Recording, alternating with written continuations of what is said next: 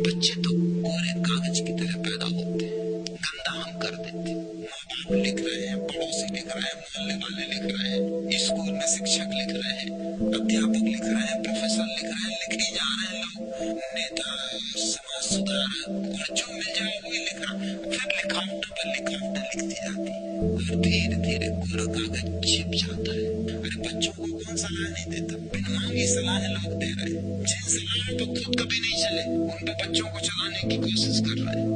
Coat डालते हैं, बिल्कुल काला कर देते हैं बच्चों को, उनकी प्रतिभा नष्ट हो जाती है। अब जो हिंदू है, मुसलमान है, ईसाई, उसमें क्या प्रतिभा होगी? प्रतिभा तो हिंदू नहीं हो सकता। तो सही हिंदू शास्त्रों में जो बच रहा है 99% वो दिखाई पाएगा। अगर वो प्रतिभाशाली हो तो जैन नहीं हो सकता, बौद्ध नहीं हो सकता, मुसलमान नहीं हो सकता, बुद्ध हो सकता है, कृष्ण हो सकता है, होगा, जीसस हो सकता है, मोहम्मद हो सकता है, होगा, लेकिन मुसलमान नहीं हो सकता, ईसाई नहीं हो सकता। ख्याल रहे, ईसाई नहीं थे और न बुद्ध बौद्ध थे और न कृष्ण हिंदू थे। कृष्ण ने हिंदू शब्द भी नहीं सुना था, कभी सोचा भी ना होगा कि ये शब्द भी कभी इस जाति की खोपड़ी पर लिख जाए। ये जो लोग लिख गए वो दूसरे थे, ये हिंदुओं का अपना शब्द भी नहीं, ये भी उधार है, ऐसी उधारी है कि कुछ भी अपना नहीं, सब उधार, ये शब्द भी उधार। पहली दफा इस देश में जो लोग आए उनकी भाषा में सा के लिए आ का उच्चारण होता, तो सिंधु नदी को हिंदू नदी कहते थे और सिंधु नदी के आसपास जो रहते थे वो हिंदू। असल में हिंदू का अर्थ होता है सिंधु, हिंदी का अर्थ होता है सिंधी। सिर्फ सिंधी को हक है ये कहने का कि मैं हिंदू हूं, बाकी किसी को नहीं।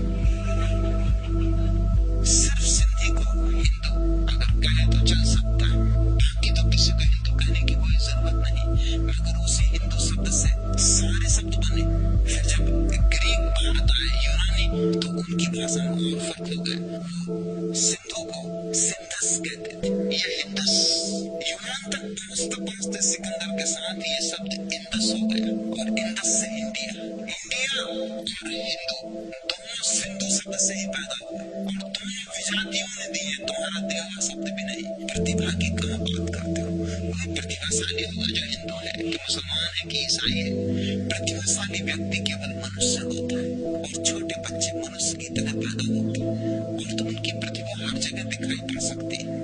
छोटा बच्चा अपने बाप से पूछ रहा है, आप कहाँ पैदा हुए थे पापा? पापा ने कहा बम्बई में। और मम्मी पैदा हुई थी मद्रास में। और मैं कहाँ पैदा हुआ था? बाप ने कहा कलकत्ते में। तो बच्चे ने पूछा, पापा एक बात मेरी समझ में नहीं आती कि हम तीनों एक साथ मिल कैसे गए?